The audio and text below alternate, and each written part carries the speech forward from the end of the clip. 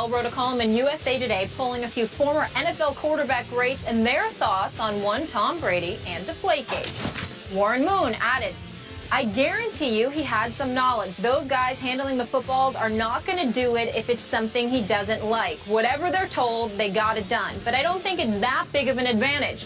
A federal case over freaking air in the ball. It became a thing where both sides dug in and wouldn't budge. Phil Simms likens deflated footballs to a corked bat or a basketball made easier to handle, asking, where do you draw the line? Skip, this is your guy, Brady. Yeah. What do you make of these comments? Frankly, Molly, Stephen A., I like all three of these quarterbacks. They were obviously great in and of themselves. But these comments made me sick because they are so relentlessly unfair to Tom Brady. You've heard the old cliche about damning with faint praise.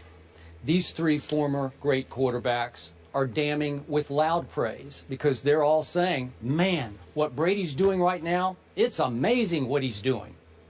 But between the lines, or sometimes in Warren Moon's case, in the lines, they're saying, but he still cheated. Phil Simms using the cork bat analogy. That's big time cheating in baseball. That gives you a big advantage, as we remember from the Sammy Sosa cork bats. It allows you to get a little more spring-like effect in the barrel of the bat. Got it. Project the ball a little farther. I don't like the analogy because you're just saying he flat out cheated. Steve Young saying, well, it's no more than a traffic citation, which is pretty much what you said. Is that fair to say? It's not that big a deal, but it was still cheating. And I'm going to say this again, whether people want to hear it from me or not. I believed Tom Brady from the start, and I've never wavered in this. Sitting right here in this chair from the very start, I said that I believe Tom Brady when he says he told his equipment people to merely inflate the footballs to the lower end of regulation. Now, if you want to make the case back to me that Bill Belichick masterminded this, that he ordered the footballs deflated, make your case away, fire away, because I don't know that, but we know that Belichick got busted for cheating. He got caught red-handed in Spygate, so he has a history. Tom Brady has zero history, and now it looks like we have three more former quarterbacks who, like you and most of the rest of the world outside Patriot Nation, leaped to the early conclusion he cheated and he lied about it, and they won't back off. They will not give him an inch of objectivity when, in fact, Tom Brady had the guts to go fight City Hall, Roger Goodell in the NFL, in an away game. He was forced to go fight Roger Goodell and company, as you well know, in Manhattan. That's their home game with what should have been a hometown judge. And Judge Berman, thank you very much, Judge Berman, had the objectivity to hear the facts. And even though they weren't judging the merits of the case, I think they came into play. And when I read what he wrote about the case, and when I heard what Judge Berman said about the case, it was pretty clear to me and to everybody else, I think, with half an objective brain, that Judge Berman did not think Tom Brady cheated. He pretty much ruled that out, and then obviously it was all about the process. But still, Tom Brady had the guts to go beat the NFL in its own backyard. And then we go back to what happened on the field after everyone said, oh, this is cheating. You're getting an unfair competitive advantage. So on the very night that he had an unfair competitive advantage and they fixed the footballs for the second half of the AFC Championship game, what happened? Tom Brady torched the Indianapolis Colts in the second half with legally inflated footballs, 28-0.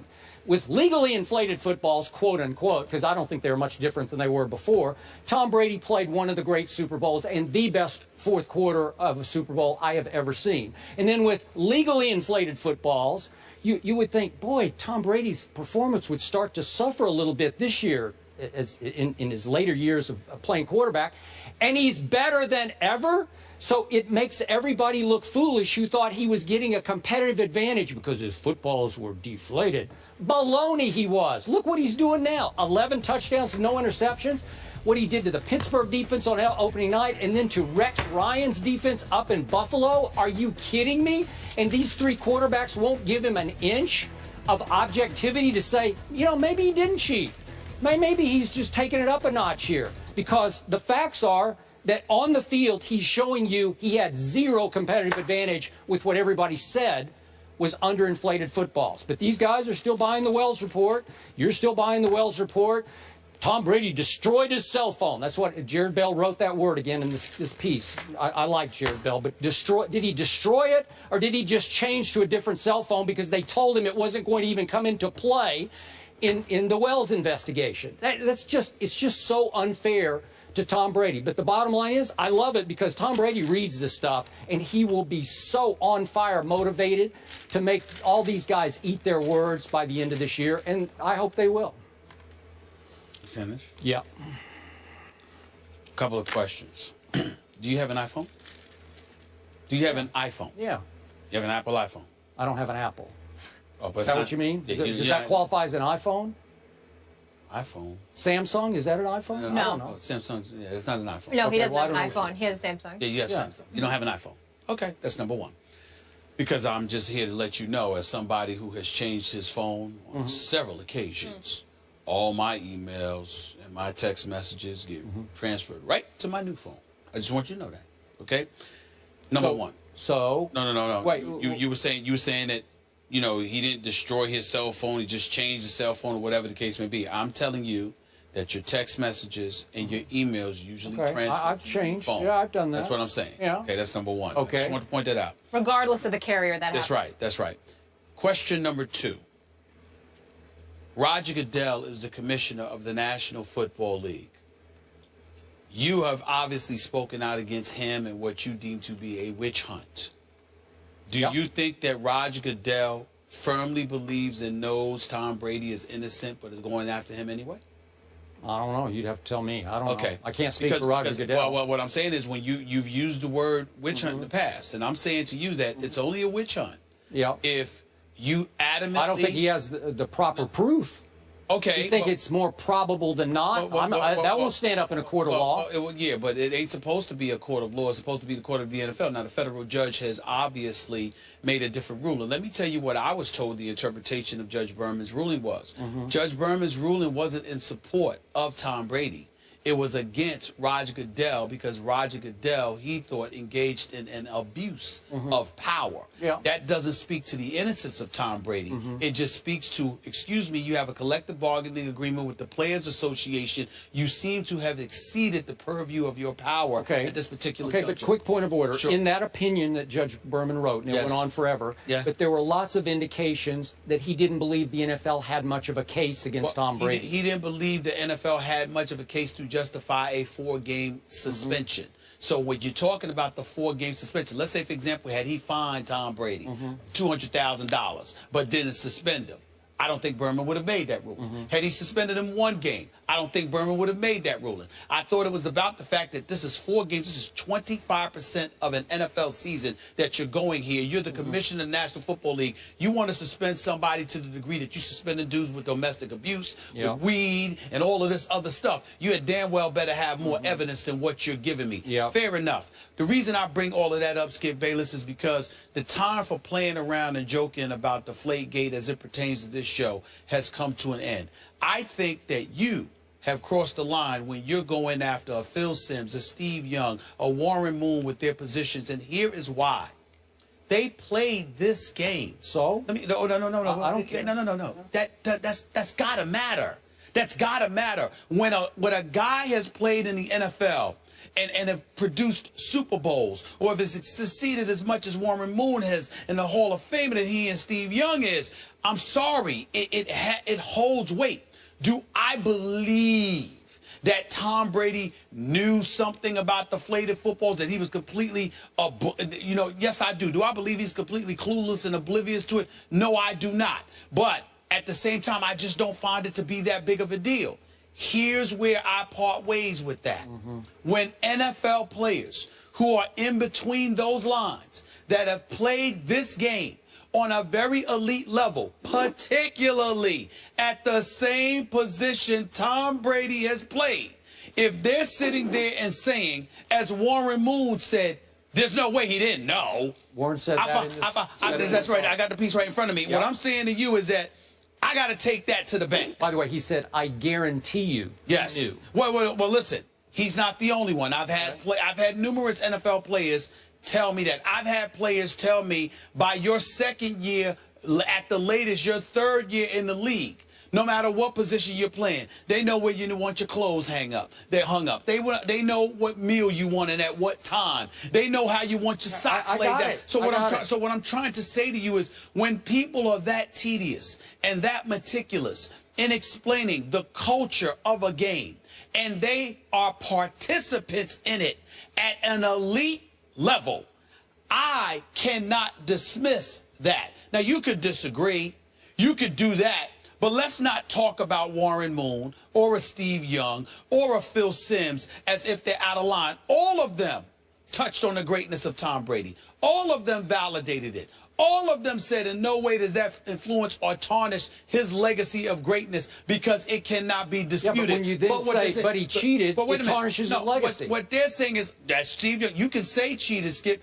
To Steve Young, it was the equivalent of a traffic citation. So what I'm trying to say to you is that they're letting you know that under no circumstances should you use this as an excuse to try to impugn or diminish the greatness of Tom Brady. That's your interpretation of it. That is my interpretation of it, but not mine. But that's what they're saying. Yeah, I'm going by what they're saying. To people who read this, they're going to say, no. But you're still saying he cheated? With all due respect, I don't think most people in public read the way you do.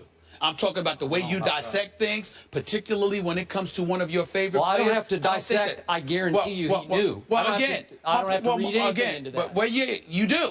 Because what they're saying is, you take it as an affront, as if everybody is touching on the greatness of Tom Brady. What they're saying is, excuse me, there are rules that are bent all the time in the game. This to us is a very small thing.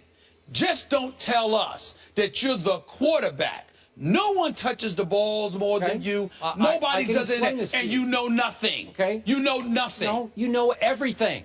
Nobody is more meticulous than Tom Brady. It's a pretty wide range that the rules allow at a PSI. What did Aaron Rodgers say? I want mine at the top. It just feels better in my hand. I like a fuller football. What did Tom Brady say? The Jets game, it was 2 years before. Remember that? The referee said, no, we won't accept this, and they overinflated the footballs. Do you think he didn't know that? No, he was furious about it because he couldn't hold the football. So he knows he wants them at the lower end of regulation. That does not mean Phil Simms. And by the way, I know Phil very well. I know Warren pretty well. I don't know Steve Young, but I'm close with Phil Simms. So it's not like I'm attacking people that I haven't spent a lot of time around. I understand that. I'm just saying that at the lower end of inflation, Tom Brady knows it's a little softer for him, but that doesn't mean he cheated. Skip Bayless. It doesn't. I don't recall them saying he cheated. I recall them saying, just don't tell us that as the quarterback of this franchise, you didn't know. Okay, he knows it's lower than higher. But that's all they're saying. But we're within the range of regulation. We're not cheating. No. Wait a minute. You're not hearing this right. The commissioner of the National Football League and what they're electing to do with Tom Brady is their own separate business. I think that if you cornered Steve Young and Warren Moon and Phil Simms and you asked them, would they have pursued this case against Tom Brady the way the commissioner has, they would tell you absolutely not. It is a waste of our time. This is pretty much to do about nothing. No, they're not saying it's about nothing. Let me finish. If you use cork bat, it's not nothing. Skip, go ahead. What I'm saying to you is that that's what I get that they're saying. I get that they're saying this is not that big a deal. Just don't tell us that you didn't know anything. It's impossible for us to believe that you didn't know anything. Here's a quote. Sure. Early in this column from my friend Phil Simms. Worked with him on this network a long time ago. Go ahead. If it's true, it's a big deal. Okay, Phil Simms, that's the first quote in the story. Jared Bell, if it's true, it's a big deal. And then he's saying it's like a cork bat, so he's saying it is true. He's saying to me, if it's true, it's a big deal, meaning when they came to you and asked you about it and you're lied and all of this other stuff. Okay. I don't think that, oh my goodness, the footballs are a little bit deflated, so wow. And I'm not trying to say, listen, I didn't play the game, they did. So I understand that, you know, you've got folks that'll call into the radio show, that'll sit there, could call in here if they wanted, if they could, and they will tell you it's a big deal because obviously Bill Belichick is a stickler for protecting the football, not fumbling it or what have you, and the softer the that's football a whole other is. issue. I'm just saying, if the you say softer it's the a Belichick order, I'm good with it. But see, that's okay. what I'm saying to you is this. You're speaking to the greatness of Tom Brady to highlight and buffer your argument. Okay. Last time I checked before Spygate, Bill Belichick was considered great. Let me point out this, too. Bill Parcells, I would consider him a great coach. Wouldn't you consider him a great coach? I don't recall him winning any Super Bowls without defensive coordinator Bill Belichick. Bill Belichick, what I'm trying to say to you is this. Bill Belichick accomplished a great deal in his NFL career. This man is a born winner, okay? But when Spygate came along, he got busted for doing that. Why would a born winner need to resort to Spygate? I agree with that. To illegally taping defensive signals. Wait a minute. That's my point. Okay. He didn't need to do it because he was a winner before that. But he did it anyway. So you could sit there and you could easily lean on that. But the notion that Tom Brady can be stained in any way just abhors you to no return. Really? I'm out. Really? Now that you brought this up, Bill Belichick got fired in Cleveland. Do you remember that? Yes, I do. And he had a bad first year in New England. Yep. I can't remember. I'm off the top of my head a all little of bit. that. And I he remember was all of that. on the hot seat. That's and right. I had an assistant on that staff the year Tom Brady fell out of heaven into Belichick's lap tell me that they thought as a staff they probably were going to get fired that season, and they got off to a horrendous start. I remember so that. the born winner was in danger of losing his second job when Tom Brady saved the day, and I think saved his career. All I'm trying to say to you is that it's amazing to me. I understand that. He had Nick Saban and others on the squad. We see how great those coaches are. My point to you is that Bill Belichick, being as great as he is, he still cheated with Spygate. And all I'm saying is his quarterback for the last 13+ years has been one Tom Brady. So Bill Belichick is persona non grata. This dude is corrupt. He's always cheating.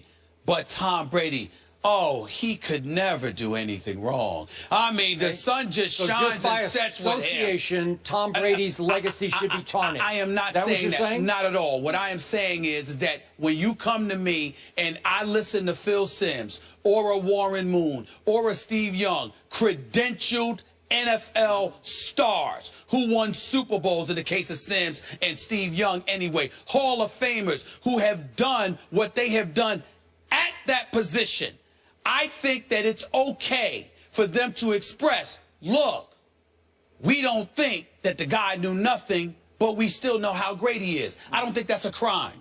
I don't think that's a crime. All right. Is it a crime not to mention that he gained no competitive advantage for the reported underinflating of the football, the deflating of the football? Can't you see he has proven again and again, Tom Brady, that it didn't give him 1 ounce of advantage? I think Bill Belichick has proven his greatness in the aftermath of Spygate, but it doesn't take away what happened with Spygate. There are people who are great that cross the lines from time to time, and I don't know if Tom Brady did that or not, but at the same time, we don't know whether he did or didn't. Stop acting like we do. We don't know. Well, I do. Okay. I believe. No, you don't. You believe. You don't know. Yeah. All right. Let's go.